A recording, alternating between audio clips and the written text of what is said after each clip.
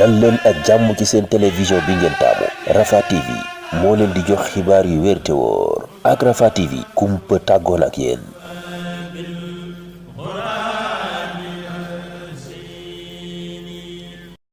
di nuyu aussi mboolem jigéen ñi fi teew ñëpp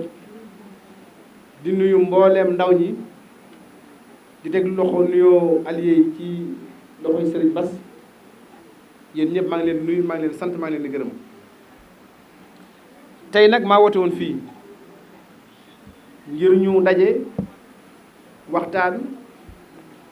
santante ndax ay nit bu ñu seqee jàmm am lu ñu bokk dem ci ba mu jàll dafay rafet ñu daje waxtaan am ay jàngat ca la ñu nekkoon xool lan moo ci ay rëq-rëq xool lan moo ci aw yoon xool lan lañ ci war a jubbanti xool naka lañ war a taxawaatee waaye surtout renouveler suñu engagement ci wetu président de la république kon loolu moo sababoon daje bi ñu demoon ci élection nag di sant yàlla ci tabbi gi ngi tabbi ci jàmm génn ci jàmm te loolu nekk premier enseignement bi muy élection yoo xam ne lépp jaar na ci yoon nekk élection yoo xam ne am na organisation boo xam ne organisation bu mucc ayib la nekk élection yoo xam ne lépp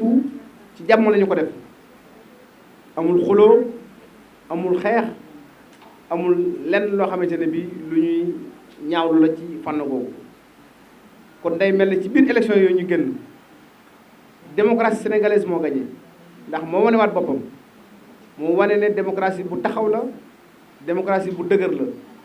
administration sénégalaise aussi moo ci am ndam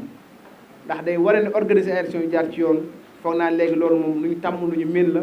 ba nekkatu sax loo xamante ne bii lu kiimaan lay nekk ci ñun. beneen enseignement bi ñu ci tiré mooy majorité bi nga xamante ne bii Benno Bokk Yaakaar ab dog ndax coow li bari woon na jafe woon na metti woon na adversité bi aussi metti na waaye nag bañ ne ba ci pandaw ga ñëpp gis nañ ne am nañ majorité loolu aussi dañ ciy sant yàlla di wane ne aussi effort yi nga xam ne ñu ngi ko doon def ak xeex bi nga xam ne ñu ngi ko doon xeex ci terrain bi suñu borom neenalu ko ba li ñu doon wut may ñu ko loolu suñu ci félicité le président de la république di ci félicité mboolem responsable yi Benno Bokk Yaakaar yëpp. troisième enseignement bi ndax dama bëgg rek indi 3 enseignements yooyu après ñu dugg ci question rapidement moo di gis nañu ne à Touba nit ñi liggéey na liggéey bu rëy la ko dalee ko teddali si ba ki ci gën a tuuti ak alliés yi ak jigéen ñi ak ndaw ñi kenn noppalu wut kenn ku nekk def nga ci loo mën ak loo mënul bari na ñoo xam ne jóge nañ feneen dikk sax jàppale ñu kon day mel ne fii ci Touba ci li ma gis man ren ni ñu sonne ci élection yi mosu koo sonne ci benn élection kon loolu aussi maa ngi leen ci sargal di leen ci féliciter di leen sant di leen ci gërëm di leen xamal ne taxawaay bi ngeen waroon taxaw moom ngeen taxaw te loolu mooy li ñu xaar ci yéen yàlla nag def na amuñu ndam ndax ndam aussi ci loxol suñu borom la nekk moo ko jox ku ko neex kon ñi nga xam ne aussi ñoom ñoo gañee ñu ngi leen sargal di leen féliciter li am solo rek moo di ne tey ci li ma gis mooy ñu perdre dans la dignité xam ne li ëpp solo ci li ñu war a def mooy jógaat takkuwaat ngir ëllëg sunu borom jox ñu ndam ndax noonu rek lañ mën a gañe kon foofu mooy fi nga xam ne fi laa leen di invité kenn ku nekk ci yéen def jàngat ci li weesu xool lan moo doxul jubbantiku waaye nag surtout mu taxawaat takkuwaat garder sa dignité xam ne ëllëg bu soobee yàlla nii ñu def bu ñu ko bàyyiwul ndam dina dëkk insha allahu rabbi kon day mel ne ñetti enseignement yooyu rek moom lañ ci tiré bonne organisation des élections victoire de Benno Bokk Yaakaar et que Touba aussi am nañu fi defet kon nañu takkuwaat taxaw ngir bu ëllëgee ñu mën a gagné élection yi li ci suñu wàllu bopp suñu borom dogal na ñun jàll nañu loolu dañ ci sant yàlla di ko ci gërëm ndax suñu borom moom mooy def lu ko neex kenn ku nekk ñun sa destin yàlla noppi na ci sa destin yàlla noppi na ci kon bu fekkee jàll nañu aussi loolu dañ ciy sant yàlla mais engagement bi ñu jël fii ci seen kanam yéen ñëpp ak ci kanam dëkk bi yëpp moo di ne fas nañ fa yéene représenter dignement le peuple sénégalais fas nañ fa yéene représenter dignement Touba ak le département de Mbacké ndax département bi dafa am loo xam ne moom la mérité moo tax bu ñu fa demee bu soobee yàlla danañ am taxawaay boo xam ne Sénégal gépp danañ xam ne taxawaay bii mosu fee am danañ fa taxawal jigéen ñi taxawal fa ndaw ñi taxawal fa mag ñi taxawal fa toute la société et que benn question boo xamante ne bii question bu am solo la boo xam ne war nañ ci débattre bu soobee yàlla lépp lu ci suñu taxawaay dañ ko def ba mat sëkk te loolu moom mi ngi suñu kanam bu soobee yàlla. defoon naa fi émission jëloon naa ay engagement sur un certain nombre de questions bu soobee yàlla loolu danañ ci dellusiwaat incha allahu rabbi kon maa ngi leen di sant maa ngi leen di gërëm waaye ñun ñëpp rek nañu maase sant yàlla ci dugg ñu dugg ci élection yi ak jàmm génn ci jàmm ba toog fii di ko nettaliwaat kon Bamba dañuy dem directement ci question yi ndax day mel ne jot gi amul te on a perdu un peu de temps voilà jërë ngeen jëf.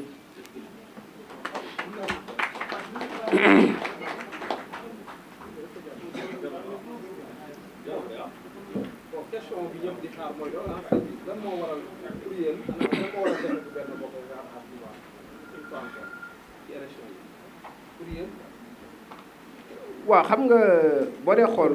fii day mel ne gañ fi élection xaw nañoo jafe tuuti essayé nañ côté yu bëree bëri mais ren jii ñëpp amoon yaakaar ñun ñëpp commencé ci man mii nag ak ñi fi toog ñëpp aussi jàppoon nañ ne dañuy gagné parce que liggéey bi rafetoon na organisé woon na tege woon na ci yoon nit ñi àndoon nañu mais au finish malheureusement ça n'a pas marché et li ma jàpp ne bokk na ci li nga xam ne moo ñu ñàkkaloo fii mooy boo dee xool on a perdu toutes les grandes villes ci biir réew mi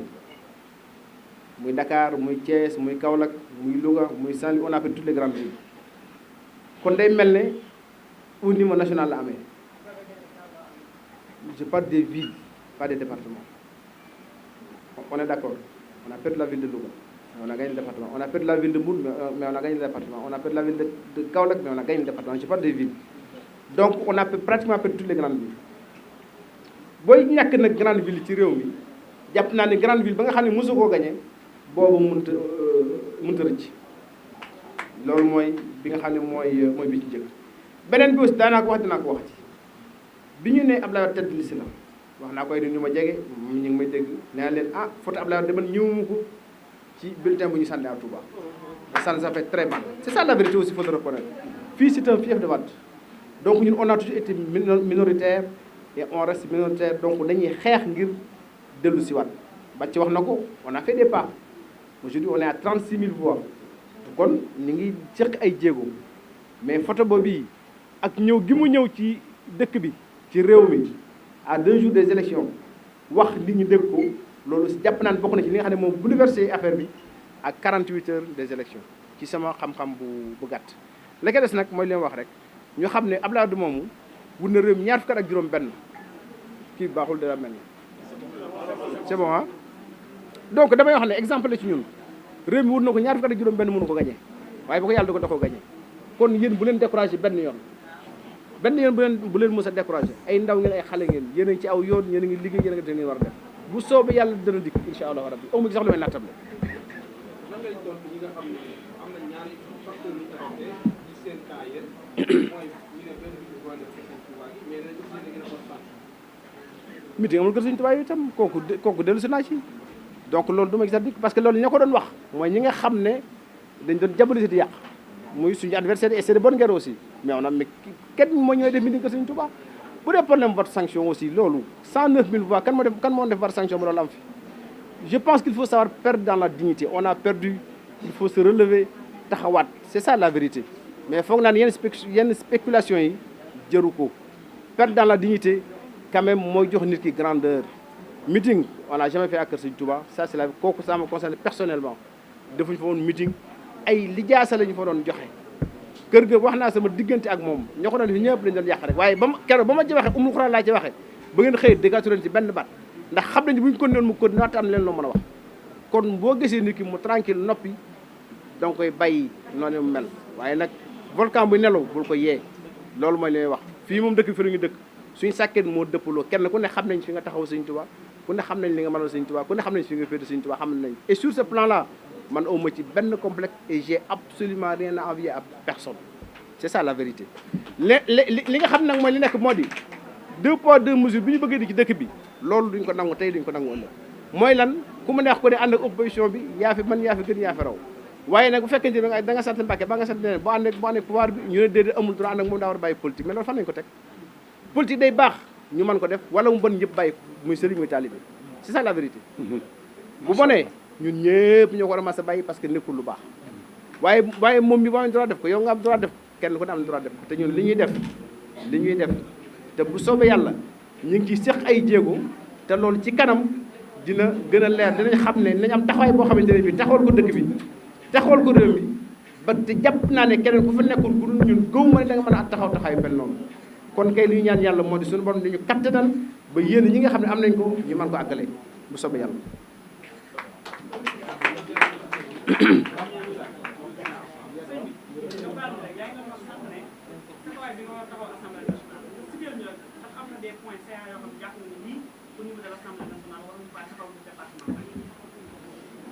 waaw li ci ëpp solo moo di ne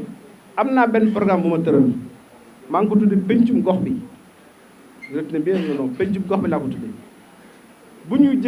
génnee ci lii ba magal gi jàll dinaa def ay fora dans tous les quartiers waxtaan ak nit ñi recueillir seen doléance ci loolu bu soobee yàlla ci la fas yéene liggéey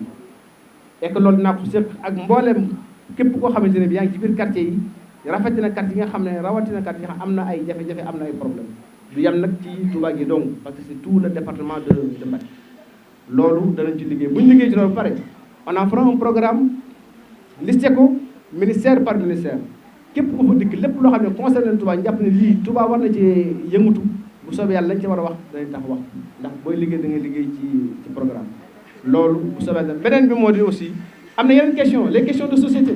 boo dee xool day mel ni assemblée dafa xaw a sori nit ñi dafa xaw a sori société bi loolu nag jàpp naa ne waxoon naa ko également ci campagne bi war nañu indi ay passerelles entre l'Assemblée nationale et la société sénégalaise ba mu gën ko jege ba nit ñi gis seen bopp ci assemblée bi loolu aussi jàpp naa ne am na loo xam ne man mën naa ko te bu soobee yàlla aussi dinañ ca fas nañ cee liggéey ça c'est des questions de société parce que tey réew mi toll na foo xam ne am na question yoo xam ne mënuñu ko occulter il faut ñu toog wax ci trouver ci un consensus Sénégal lan lañ ci xalaat lan lañ ci bëgg ban jublu lañ ci am ñu bañ ko ragal parce que bu ñu ko ragal def ñuy gaañ wala ay nit dañ koy jël manipuler question yooyu def ci yoo xamante ne bi naka sul noonu lay doon kon jàpp naa ne aussi loolu bu soobee yàlla danañ ci dellusiwaat dinañ am temps waxtaan ci yu mel noonu bu soobee yàlla jërëjëf. Ça dépend les autres n'ont pas de question waaw.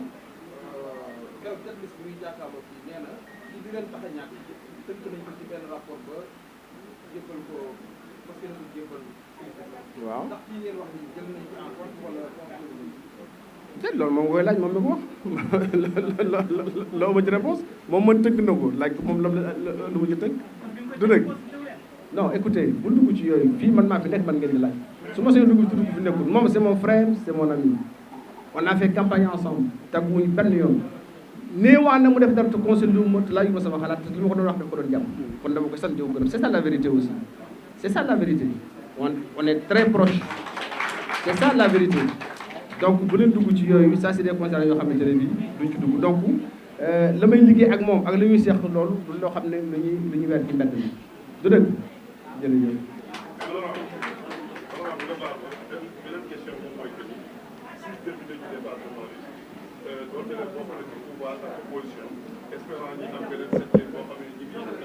incha allah waaw. dëgg mu baax. mbayti ñëw la may leen mbayti mu toog wutal ko chaise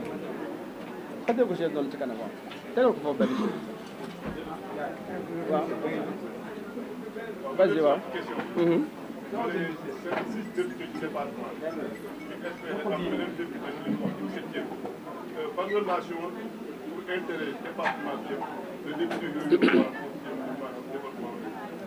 non tey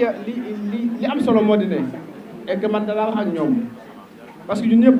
ñoo bokk ak jublu ñoo bokk bëgg-bëgg li ñu teel rek mooy c'est le département de Mbacké mu am une bonne représentation. Les questions yi nga xamante ni également mooy questions yi nga xam ne moo intéressé nit ñi ñu jël ko en charge au niveau de l'Assemblée nationale. kon mënut a ñàkk ñun ñu am lu ñu seq suñu biir di ko waxtaanee foog naa di ci bokk ay positions yoo xam ne ñun ñoo ko jël que soit Cheikh Abdou Mbacké wala Abdou Mbacké Ndaw wala ñeneen ñëpp maa ngi leen féliciter encore une fois encore ma koy baamuwaat mais di la fàttali ne keroog bi ñu joxe résultat département Mbacké rek immédiatement man ci laa leen féliciter boobu sax xaaruma affaire yi Dakar di wax donc foog naa ne am na jonction boo xam ne man na am ci suñu diggante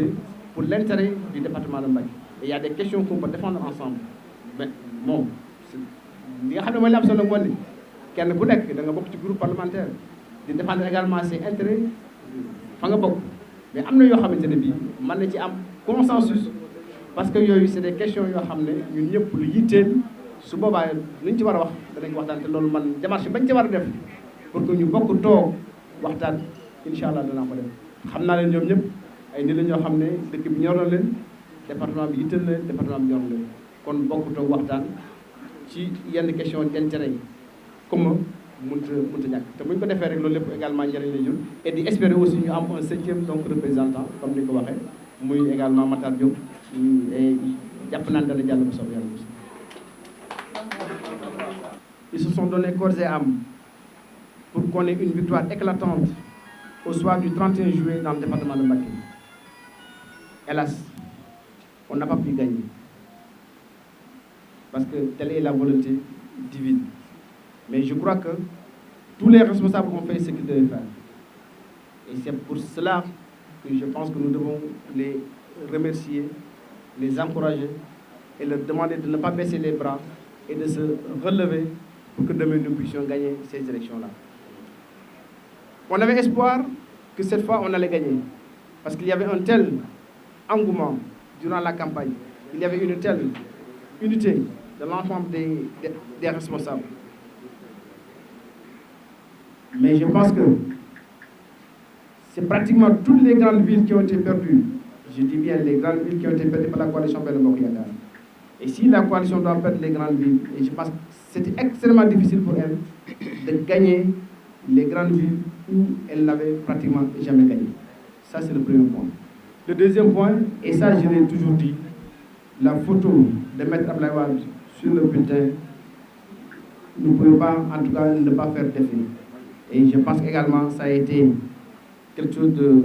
qui a contribué à notre défaite, combiné à sa présence à 48 heures du scrutin. Il ne faut pas oublier qu'on est minoritaire dans le département, surtout dans la ville de Touba. On n'a pas pu faire la remontada espérée, mais on ne baisse pas pour autant les bras. Et Inch'Allah, donc les prochaines séances, on essaiera donc de gagner. Inch'Allah. Et je voudrais également tirer 3 enseignements, comme je l'ai dit tout à l'heure en Wolof. Premier enseignement,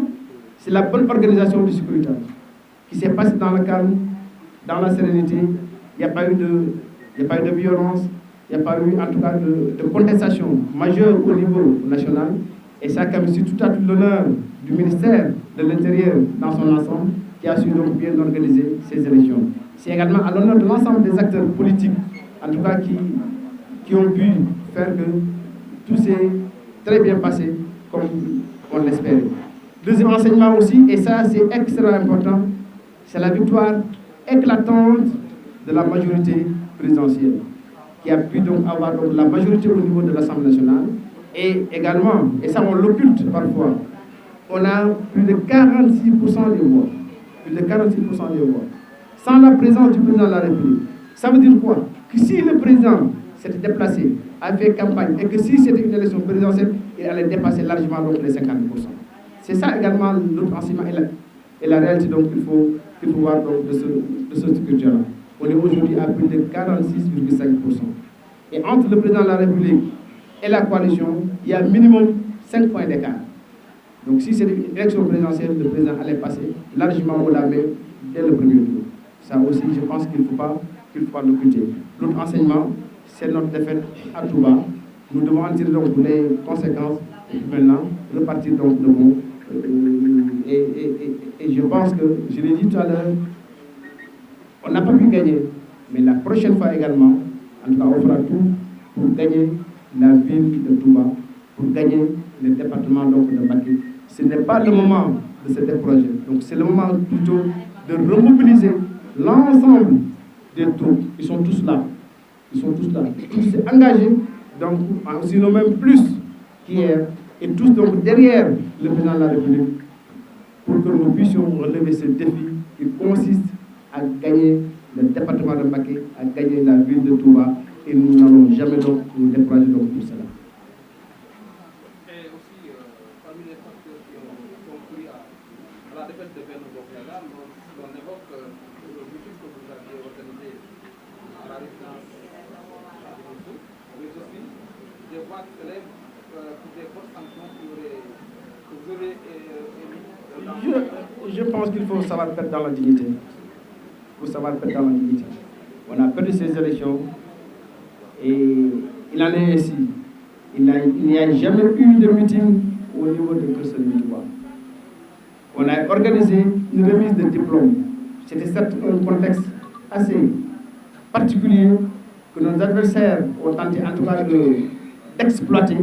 Mais dès que j'ai fait une sortie pour expliquer donc ce qui s'est passé, pour expliquer la relation que moi j'ai avec cette maison de Keur Serigne Touba, je pense que les voix sont estompées. Parce que c'était que de la pure manipulation.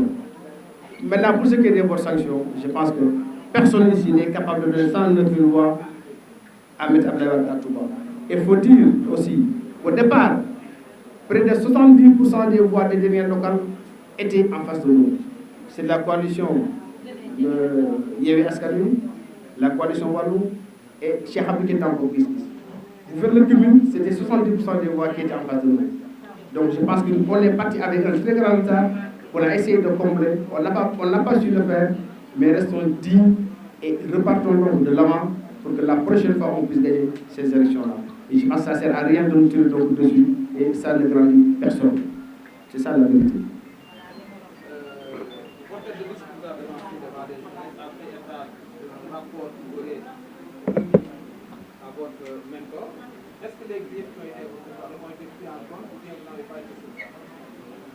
S'il a dit qu'il a remis le rapport à M. le Président de la République, je pense qu'il a dû, en tout cas, consigner tout ce qui a été dit ici donc, dans le rapport. Mais ce qui est important aujourd'hui, c'est la volonté et la détermination de tous ces responsables qu'on voit ici, et qui sont tout aussi déterminés, plus qu'hier, et qui restent debout, et qui vont aller encore, en tout cas, à la conquête du département de Mbacké. C'est ça le plus important. Et le plus important, c'est faire une bonne évaluation et ne pas verser dans l'émotion. Faire une bonne évaluation et puis donc dégager donc des stratégies qui vont nous permettre de reconquérir, ou en tout cas de conquérir plutôt donc, le département de Mbacké. C'est ça le plus important. La tête liste a bien travaillé. Il m'a bien écouté. On était ensemble. On se concertait tout le temps. Et donc je l'en remercie beaucoup. Il a bien travaillé. Il n'a pas pu gagner. Ainsi va la vie. Mais on repart de l'avant. Et Inch'Allah, la prochaine fois sera la bonne. Quels sont les combats que vous allez porter pour le département de Mbacké, mais aussi pour le Sénégal dans son ensemble, une fois à l'Assemblée nationale? Vous avez bien dit pour le Sénégal. Parce qu'on est député pour tout le Sénégal. Et donc là, on va travailler pour tout le Sénégal. Et il y a des questions qui nous tiennent à cœur, surtout les questions de société. Parce que nous pensons que ces questions-là, on est arrivé à un moment où on ne peut plus les occulter. Et moi, je constate qu'il y a une sorte de fossé entre l'Assemblée nationale et le reste du peuple.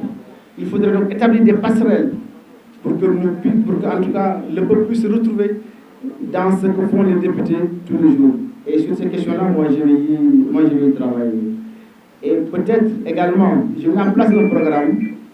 que j'appelle Pencum Gox Bi, qui consistera à me déplacer dans tous les quartiers de la ville de Touba, dans toutes les communes du département, pour discuter avec les populations,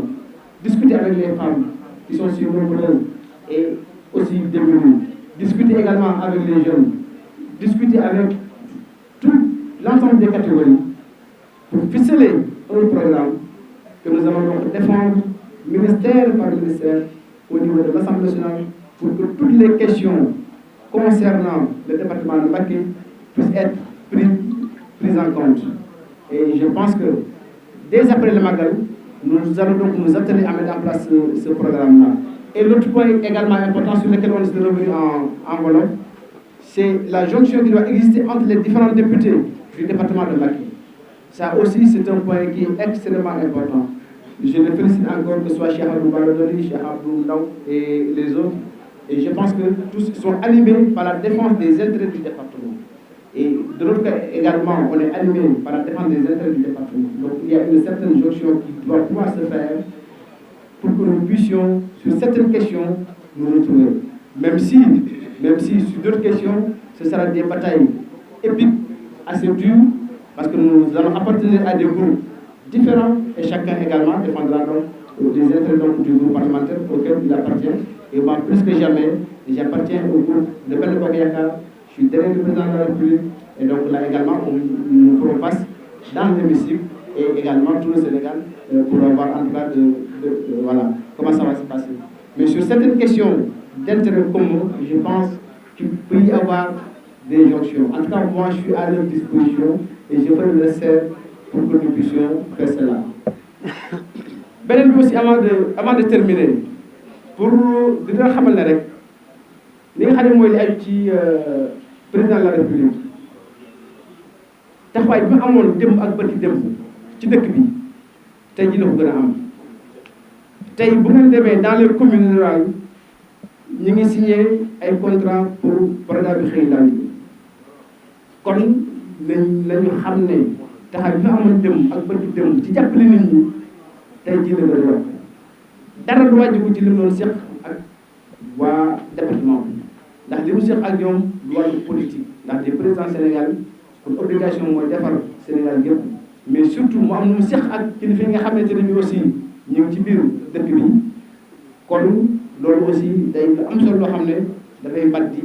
fàttali ndax à chaque fois bu élection jàllee da nga dégg ne ah ñi xanaa danañ bàyyi Touba xanaa danañ bàyyi dëkk bi déedéet loolu du mos a am dafay démbam bu war gi démbam dafa yokk suba dafa yokk ginnaaw suba kon ñu ngi sant ñëpp ñu ngi gërëm ñëpp asalaamaaleykum wa rahmatulah. dal leen ak jàmm ci seen télévision bi ngeen taamu Rafah TV moo leen di jox xibaar yu wér te wóor ak Rafah TV kumpa tàggoon ak yéen.